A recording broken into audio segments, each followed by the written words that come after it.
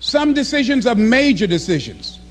And also there are a lot of small decisions that we don't make, that they tax our minds, they drain our energy, they create a lot of anxiety and nervousness and mental torment because we don't take care of it.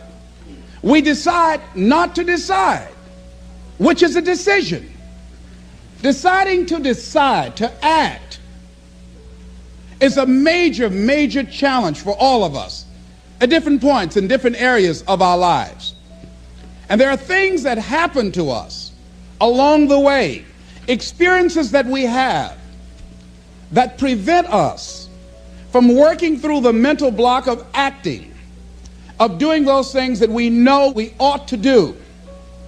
And so what I want you to think about is, what is there that you know you need to do, that you want to do this, but for some reason or another, you've been holding back. For some reason or another, you just have not been able to gather your nerves or be able to work through the procrastinating or putting it off or justifying or blaming. Some reason or another, you just haven't done it. And you know you ought to do this. You really want to do this, but you don't know why you haven't done it. Anybody know what I'm talking about? Raise your hand, please. Okay, then I've got company here this evening. I'm not talking to myself. Now, first of all, we know that this is not easy. Because in order to begin to reinvent your life, you've got to make a conscious, deliberate, determined effort. That you really have got to put all of yourself into it. It's very challenging to act, to do those things. There are times when you're looking at it and you say, I know I need to do this, but I don't feel like it. I don't want to do it. I know I need to do it, yet leave me alone. No, I don't want to do it. So what do we do? What are those things that cause us to do like that? I think that among the things that prevent us from acting is the fear of failure. And if you've already failed, you don't want to fail again. The pain of that, the disappointment, the fear of loss is another thing. Because many times when we do those things that we know we need to do, we feel that we might lose somebody that we love very much and care about. We don't want to hurt anybody. Many of us don't act because we want other people's approval. We want everybody to like us and to accept us. And that's not possible. Many of us don't do the things that we want to do and don't act because of lack of self-confidence. We don't believe enough in ourselves. I have a friend who's been working on a job where she's miserable, talented, want to go to another place that she can do what she wants to do and make the kind of money that she would like to make, and had some offers. But because of her fear and her lack of self-confidence of things might not work out, she won't take a chance on herself. So there she is, spending 8 hours a day, 5 days a week, and she's miserable. She hates to go to work. They're not paying her what she's worth. She knows it. But yet and still, she won't do that which she knows she must do, and it's wearing her out. There are a lot of people that their jobs are making them sick because they won't act. You check out the absenteeism and the people that are depressed. You see them coming to work angry. How you doing? I don't know. Just leave me alone. It's not even 9 o'clock yet. You're talking about good morning.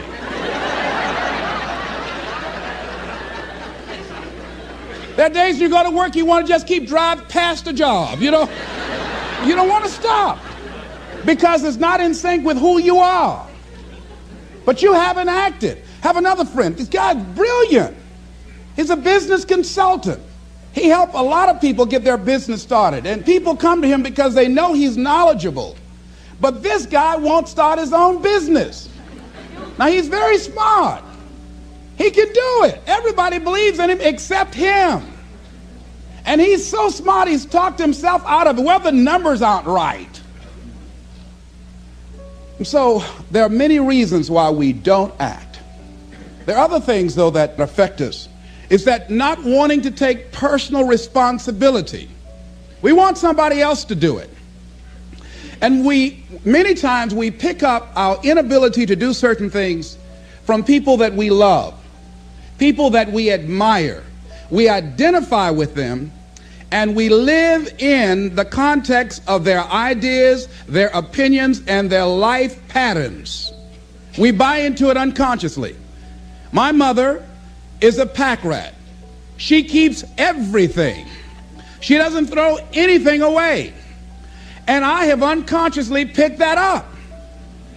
Now, my mother never said, let me show you how to keep everything, Les, and just clutter things. I unconsciously picked that up, many times unconsciously.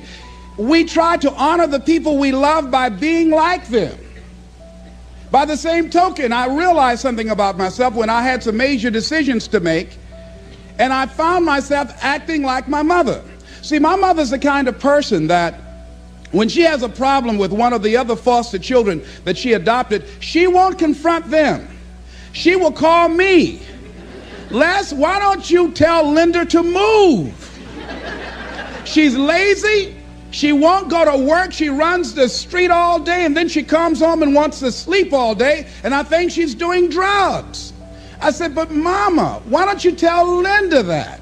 I bought the house for you. I told you when she wanted to come home, don't let a grown person come there and take care of them. You let her in. Well, after all, she's my child. Mama, then you handle that. When I tell her to leave, she say, Mama say I can stay. Mama, can I stay? And you tell her yes, and then you call me and say, she's still here.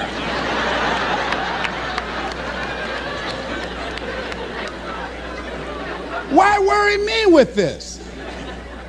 So Mama hasn't developed the courage to act on that. Some people won't act until there's a crisis situation. When Linda started stealing from Mama and took her Social Security check to get some drugs, Mama got some courage to say, get out of here and don't ever come back. But she wouldn't do it until then. And see, we don't have to wait until a crisis situation. I have a friend that has been having a challenge with losing weight. Both of us have been dealing with that challenge.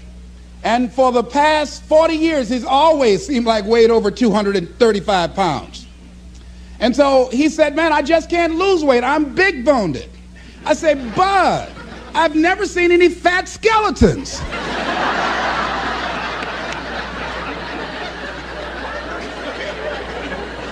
No, you need to act on your health. You can change this. You don't have to go to your grave fat. We're all digging early graves without teeth. We don't have to do this. They need to have a support group around M&M peanuts. You want a support group on something, and throw Snickers in there too. Bud and I can tell you about the help we need with that. So what happened with Bud, though, he became ill a few weeks ago. See, Bud in the last few weeks has lost more weight than he's ever lost, even when we were competing with each other, betting a lot of money. But what happened was, Bud became diabetic. He went into an insulin shock. He didn't know that he was diabetic. His blood sugar became high. And the doctor said to him, you are diabetic. You're going to have insulin shots every day. You're going to have to change your diet. And let me tell you what's going to happen if you don't do what we tell you to do. Number one, there's a possibility that you can become an amputee. Number two, you can go blind. Three, you can become impotent. Bud, say, help me.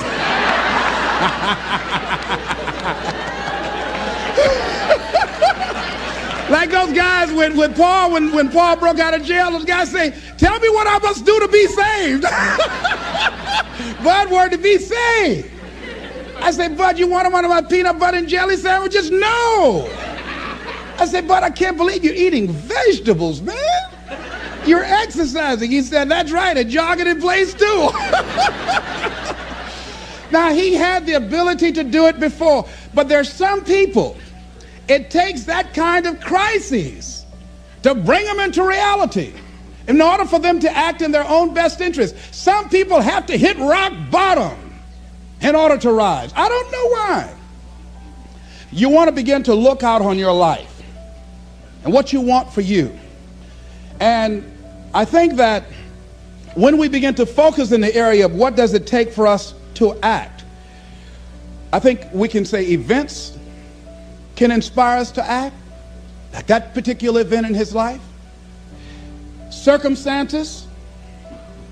A friend of mine, he wanted to do something and he just did not have the motivation and the drive and the confidence within himself. But his circumstances changed overnight through an acquisition of the company that he worked for.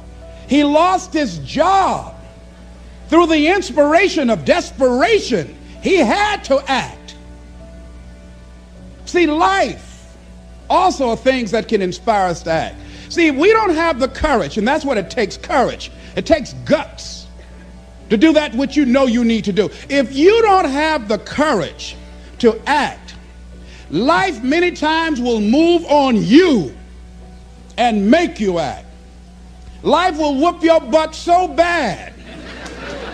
You will be so miserable, you will catch so much hell, you say, yes, I will do it. What do you want me to do? Take me.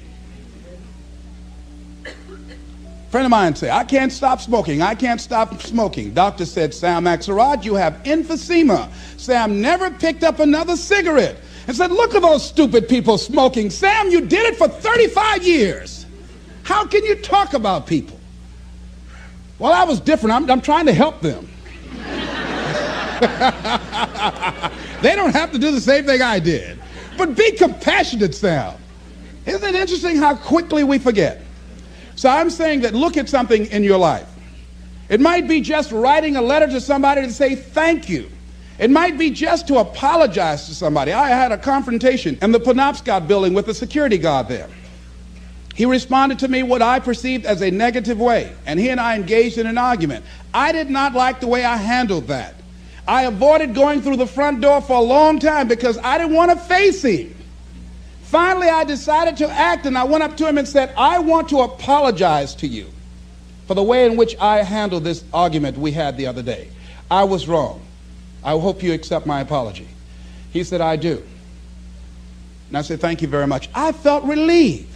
Now, when you decide to act, it's not always going to be like that. A friend of mine did some work for me. It was below par, to say the least. I knew that this guy was capable of doing better work. I knew that he also had a fragile ego. So I was trying to think of what is the most sensitive way in which I can share this information with him. Because I wanted him to do my work over. I was going to pay him for what he did. But I needed my work done right. But I was afraid that I would hurt his feelings. I was very, very meticulous in how I approached him. And I said, let me share this with you. You know I care about you. And that you're a very talented and gifted person. And you and I both know that what you have given me is not a true reflection of your talents and abilities. And I'm saying, let's go back in the studio and do this again. And he said to me, I'm going to forget you ever said that.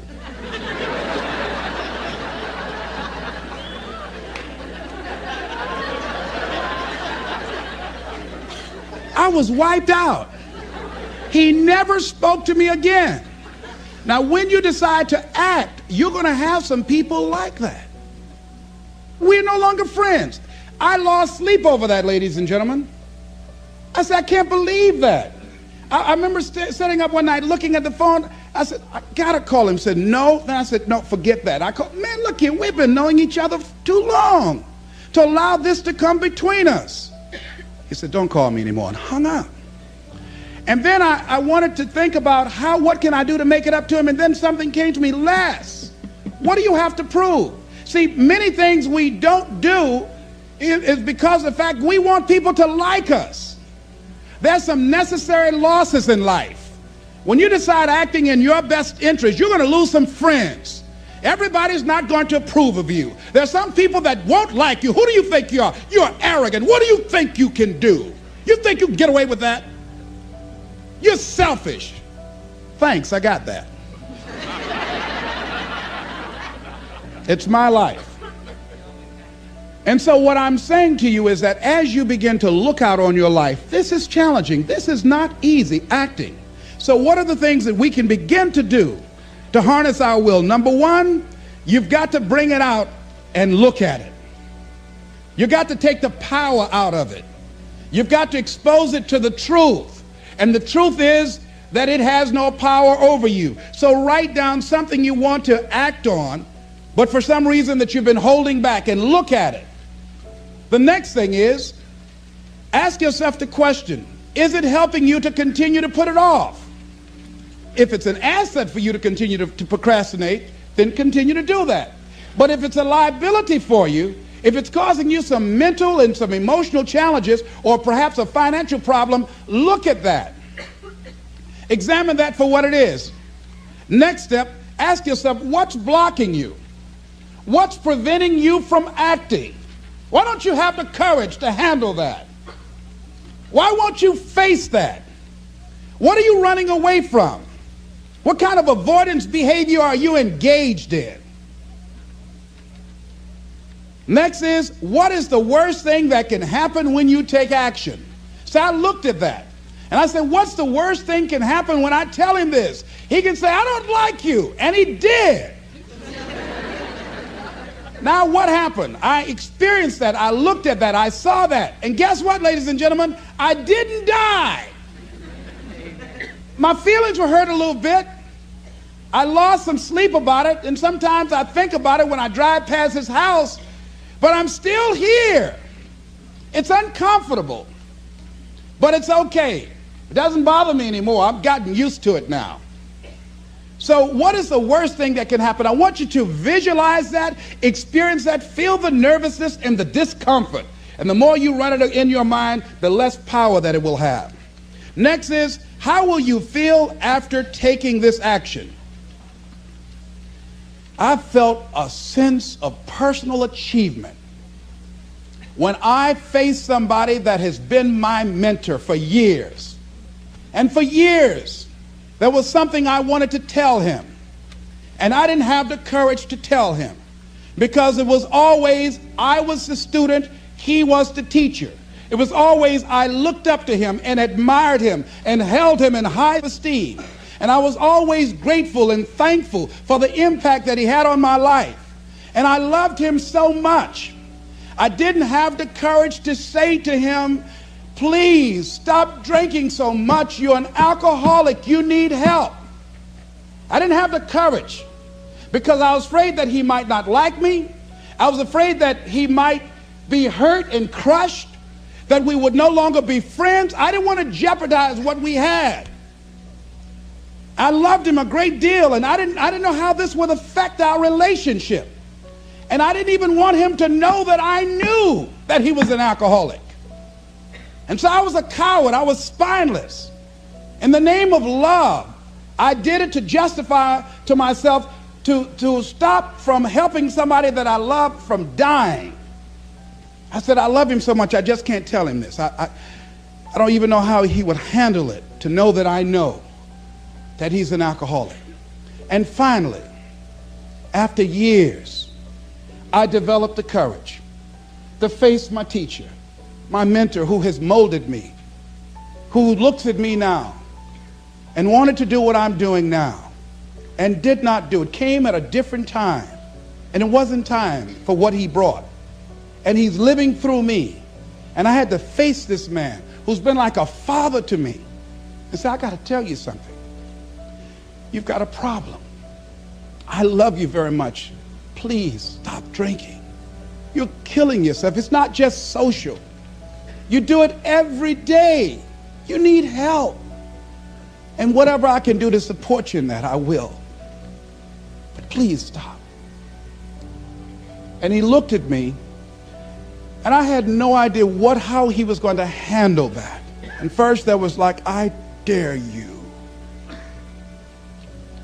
And we just looked at each other.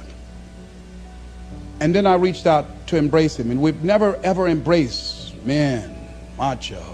Never hugged before. I hugged him, and he just stood there with his arms straight. He couldn't raise his arms to hug me back. And he was shocked. And after he got over the initial shock, when he could bring himself to speak, to maintain his composure, because he could never afford to let me, his student, see him vulnerable or admit that I was right. He said, I'll be seeing you. And I said, yes, sir. I said, tell your wife I'll be by the house to see you all before I leave. And when he walked away, at first I was very depressed. about it. And I said, well, maybe it wasn't my place to do this. And you know, when you act, you're going to have some second thoughts. And then I said, no. I did what I felt. I did it because I feel very strongly about this. And fortunately, he called me back a few weeks later and left word with the answering service. Leslie Brown, I just want to say thank you. And hung up. That was a good feeling. When we look out on our lives, you ask the question, what are you going to do? Look at, as you think about this that you know you need to handle, what are you going to do?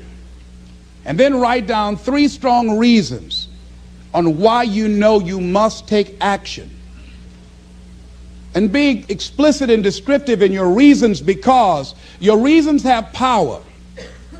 Your reasons will drive you. When you have doubt, when your faith becomes weak, your reasons will fortify your faith. When you have an inner conversation, say, no, don't do that. Your reasons will become your rod and your staff to comfort you, to take you through those challenging moments. So write down your reasons. And what you will find, that when you decide to act, when you decide to take life on, and let me warn you, it can be painful, it will be uncomfortable, and that's where the growth is. When you're uncomfortable, when you're stretching out, when you're taking life by the collar, you're going to get thrown to the ground again and again and again. But when you have determination, and you know that what you're doing is right, it gives you your life, it gives a special meaning and power to you, you will have some power from on high. You will discover some things about yourself that will begin to electrify your personality. You'll begin to discover some things about you that you don't know you've got when you put yourself in that type of challenging situation.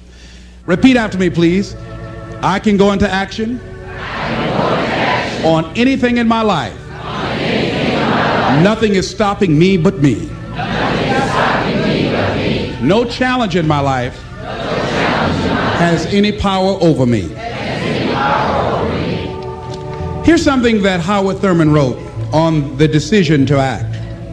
He said, it's a wondrous thing that a decision to act releases energy in the personality. For days on end, a person may drift along without much energy, having no particular sense of direction and having no will to change. Then something happens to alter the pattern. It may be something very simple and inconsequential in itself, but it stabs awake, it alarms, it disturbs.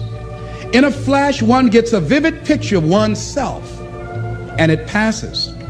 The result is decision, sharp, definitive decision.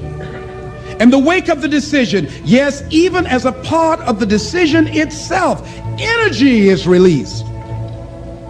The act of decision sweeps all before it, and the life of the individual may be changed forever. When you decide to make decisions, to act, you begin to access power within you that will increase your self-esteem, that will increase and enhance your personal power, that puts you in charge of life. And life has a whole new meaning for you. There's a sense of personal freedom. Doesn't mean you're not going to have any struggles. Doesn't mean that you're not going to have any challenges. Doesn't mean that you're not going to suffer any defeats. No, doesn't mean that. But what it does mean, that you're putting yourself in the position to grow. You're putting yourself in line with your higher calling and your higher self. And that's what life is about.